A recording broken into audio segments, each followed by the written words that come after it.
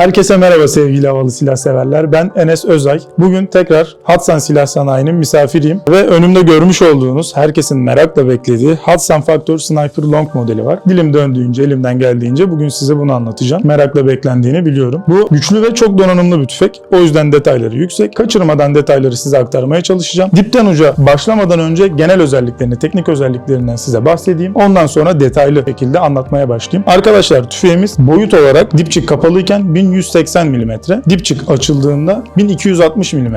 Genel ağırlığımız boş halde dürbünsüz 5 kilogram. Namlumuz 76 santim. 5.5 6.35 7.62 9 mm olmak üzere 4 kalibre ile üretime ve satışa sunulacak. Yalnız bildiğiniz üzere bizim ülkemizde yasalardan dolayı sadece 5.5 ve 6.35 kalibreleri satışa sunulacak. Şimdi bu kalibrelerde farklılıklar mevcut namluda. Hemen onu size anlatayım. 5.5 ve 6.35 kalibrelerde bullet atımına uygun poligonal diye tabir edilen 6 setli namlularla satışa sunulacak. İhraç modelleri olan, ihraç kalibreleri olan 7.62 ve 9 mm'de ise 12 set şeklinde namluyla satışa sunulacak. Dedikten sonra ben dipten uca hemen size sırasıyla anlatmaya başlayayım. Neden dipten başladım? Hemen onu anlatayım. Bu dipçik başlı başına aslında ayrı bir video çekebilecek kadar detaylı, güzel bir dipçik. Bildiğimiz sıradan dipçiklerden değil. O yüzden biraz kenara geliyorum ve başlıyorum. Arkadaşlar tüfeği hemen alayım. Dipçik zaten görüntü itibariyle sıradan olmadığını belli ediyor. Hemen aşağıdan başlıyorum. En altımızda yatay şeklindeki monopod var. Monopodun buraya bastığımız takdirde dik hale getirebiliyoruz. Dik hale geldikten sonra boyunu uzatmak istersek buradaki yuvasına basıp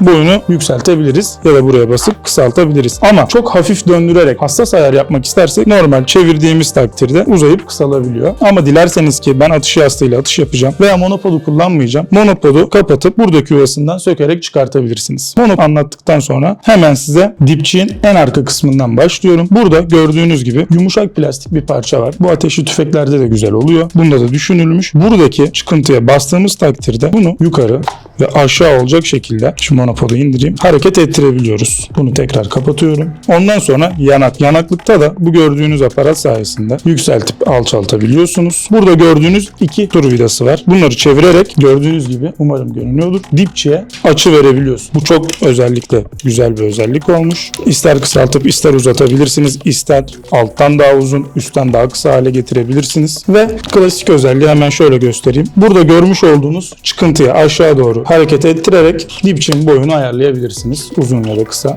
kademeli şekilde. Birkaç kademesi var. Bu şekilde ayar yapabilirsiniz. Hemen burada görmüş olduğunuz gibi askı kayışı yuvamız var. Şöyle göstereyim. Taktik diye tabir edilen askı kayışlarından gördüğünüz gibi. Bunun aynı zamanda tüfeğin farklı noktasında da bağlantı yeri var. Arkadaşlar fabrikadan aldığım bilgiye göre çengelli askı kayış kullanmak isteyenler de buradaki yuvadan faydalanabilirler. Şimdi dipçiyi bitirdik. Dilim döndüğünce size dipçiyi anlatmaya çalıştım. Ondan sonra devam edelim. Hemen önümüzde bizi görmüş olduğunuz gibi bu kabze karşılıyor. Ahşap ve çok ergonomik, görüntüsünden de görüleceği, anlaşılabileceği üzere hemen elinize oturuyor. Parmak yuvaları avuç içine hemen dolduruyor ve kabze ele o kadar güzel oturuyor ki işaret parmağımız, tetiği çekmek için kullandığımız, hemen tetiğe, tetik korkuluğuna ve emniyet mandalına ulaşabiliyor. İsterseniz bu şekilde kullanabileceğiniz bir seçenek, isterseniz kutu içeriğinde çıkacağı belirtilen plastik kabze var. Eli daha küçük olanlar ya da plastik kullanmak isteyenler rahatlıkla söküp bunu kullanabilir.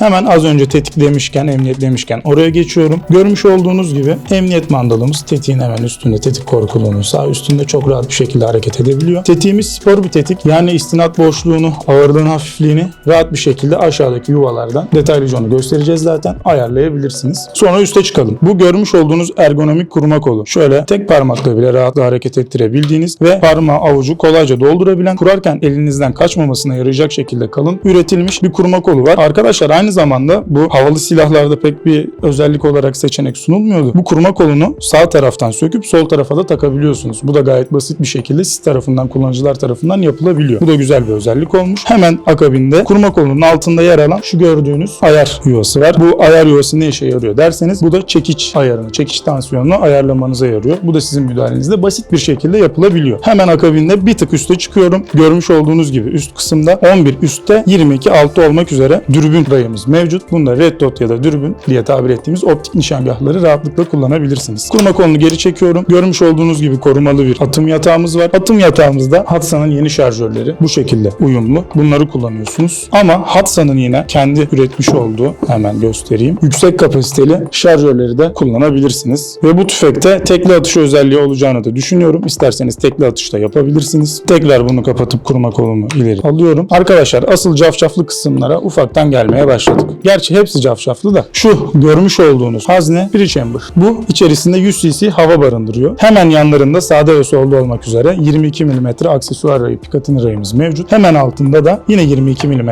plastik elastik korumayla gelen, tercihe bağlı söküp takabilirsiniz. Yine bir Picatinny rayımız var. Bipod ya da farklı aksesuar takabilirsiniz. Hemen onun önünde, manometrelerin önünde de bipod için kullanabileceğiniz bir 22 mm koruma elastiğiyle plastiğiyle gelen bir ray daha mevcut. Hemen buraya geçiyorum. Şimdi pre-chamber'dan bahsettik. Arkadaşlar burada gördüğünüz gibi 2 tane manometre var. Bu 2 tane manometre ne işe yarıyor? Zaten üstlerinde de yazdığı üzere sağdaki manometremiz tüpün göstergesi. Tüpten ne kadar hava kaldığını gösteriyor. Soldaki ise regülatör basıncını gösterebilen manometre. Yani buradan anlıyoruz ki tüfeğimiz regülatörlü. Arkadaşlar aynı zamanda regülatör varsa regülatör için şöyle ekstra bir özellik tasarlanmış. Hemen burada görüldüğü gibi regülatörün basıncını siz kendiniz ayarlayabiliyorsunuz. Bu sizin elinizde. Onun ayar yuvası da hemen burada. Bu arada hemen tüpten bahsedeyim. Tüp gayet özel. Türkiye'de bir ilk. Kesinlikle ilk. 300 bar 700 cc karbon fiber bir tüp. Genelde 250 bardı maksimum kullanım basıncımız. Bu 300 bar ve 700 cc. Karbon fiber olması da ekstra ağırlıktan bizi kurtarmış. Aynı zamanda tüpü boşalması şart değil. Dolu halde de istediğiniz şekilde söküp takabiliyorsunuz. Şayet arazide atıştasınız, yanınızda scuba tüp taşımak istemiyorsunuz. Bu tüpten ekstra olarak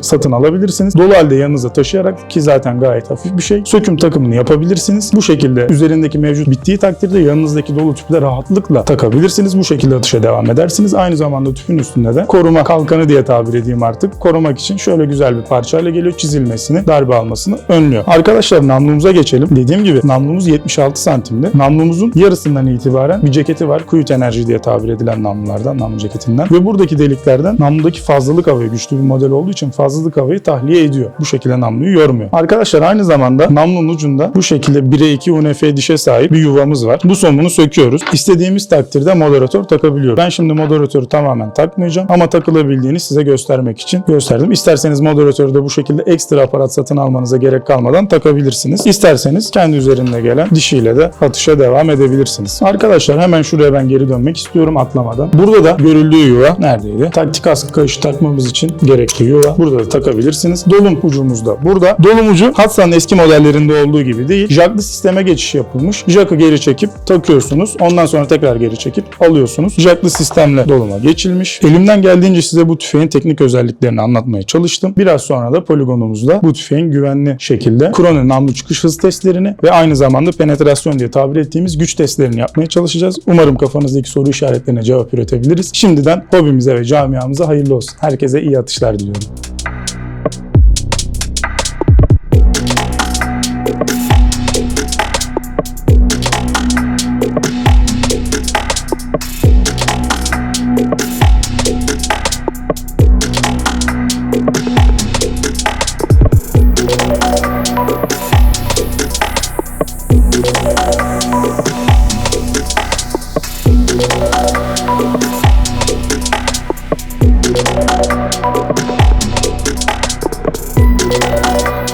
Hatsan Faktör Sniper Long modeli namlu çıkış hızını test etmek için poligondayız. Kalibremiz 6.35, regülatörümüz 200 bar basıncı ayarlı, çekiç ayarımız maksimumda. Kullandığımız pellet GSP'nin 3395 Green pelleti. Şimdi atışlara başlıyorum.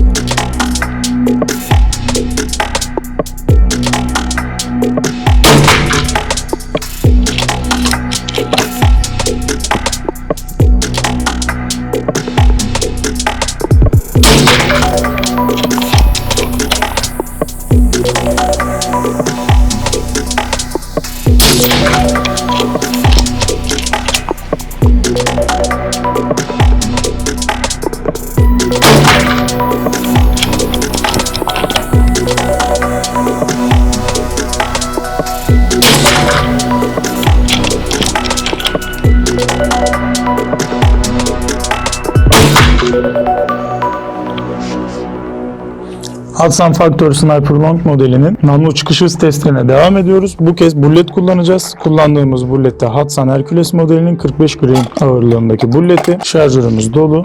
Atışa başlıyorum.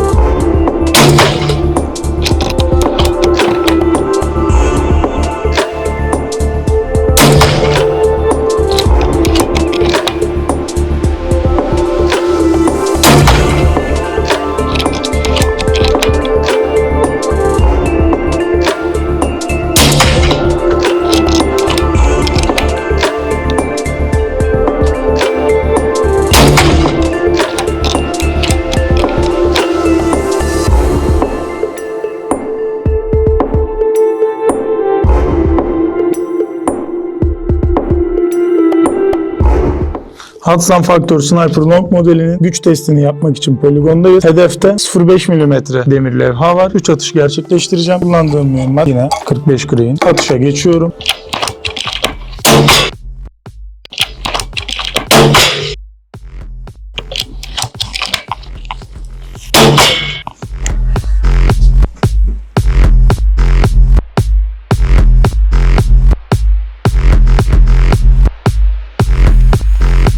Şimdi hedefimizi daha kalınlaştırdık. İnceden kalına doğru gidiyoruz. Şimdi hedefteki sacın kalınlığı 0.6 mm. Şimdi buna da 3 atış yapıyorum. Bu arada her atışta kullandığım ve kullanacağım mühimmat Hudson Hercules modelinin 45 grain bulleti.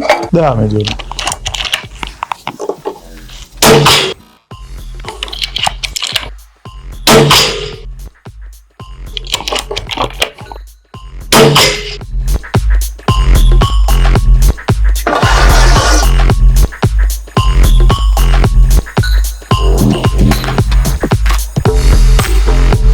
Penetrasyon testine devam ediyoruz. Bu kez levhanın kalınlığı 0.7 mm. Mühimmatımız aynı. Atışa başlıyorum. Yine 3 atış yapacağım.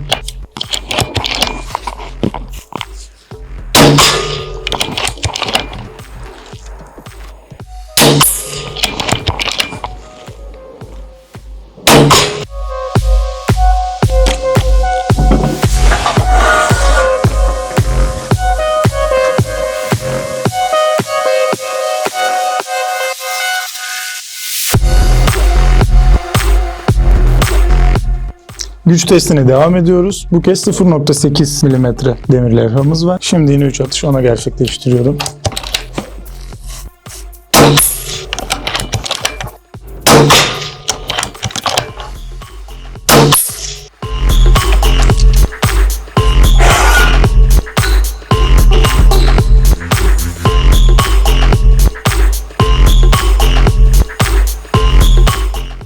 Şimdi direkt 1 mm demir levhamıza atışa devam ediyoruz. Diğerlerinde olduğu gibi bunda da 3 atış yapacağım.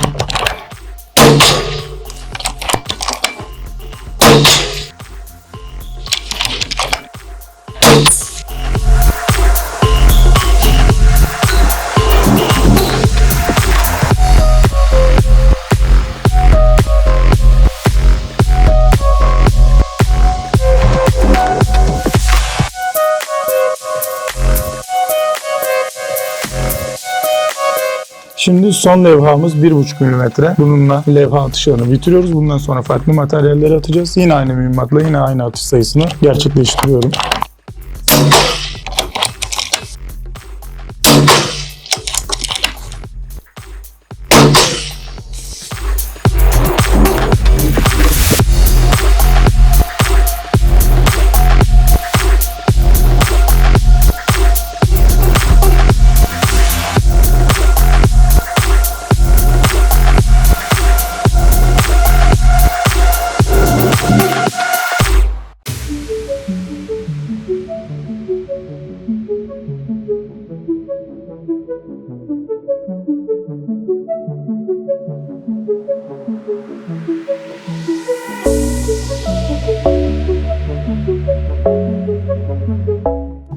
Şimdi en zevkli atışa geçtik. Su dolu teneke bidonlarımız var. İlk önce 2 tane bu arada bidonlarımız. İlk önce sağdaki tenekeye 45 gram bulletle atış yapacağım. Soldakine 33.95 gram paraşüt pelletle atış yapacağım. Bulletle başlıyorum.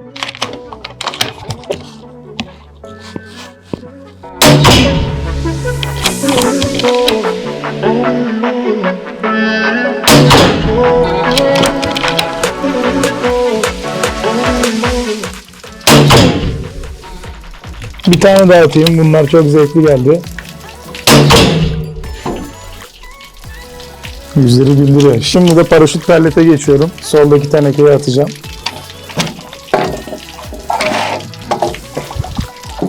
Yine bahsi geçen pellet.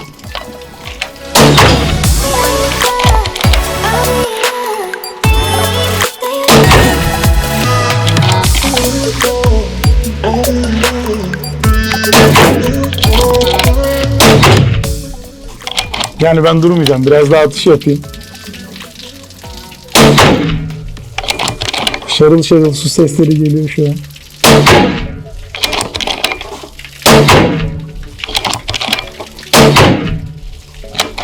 Şimdi sağdakine bulletle devam edeceğim. Ona biraz daha az atmıştım. Gerçi su kalmamış olabilir onda ama soldakine çalışabiliriz. Sanırım diplerde kalmış. Evet. Bulletle attığım tenekede su kalmamış ama yine de ben onu atmaya devam ediyorum. Pelletle attığımda pelletle atışlar kalsın. Bulletle attığımda bulletle olan atışlar kalsın diye karıştırmak istemedim. Son atışımı yapıyorum. Bu atışları da böylelikle bitiriyorum. Sular tamamen bitmiş. Şimdi son atışımızı gerçekleştirip videoyu bitiriyoruz. MDF koyduk. Kalın bir MDF. Ölçüsünü tam bilmiyorum. Montaj esnasında MDF'nin ölçüsünü kumpasla ölçüp yazacaklar. Onu da belirtelim. Ve atışa başlıyorum. Aynı mühimmatla bu arada.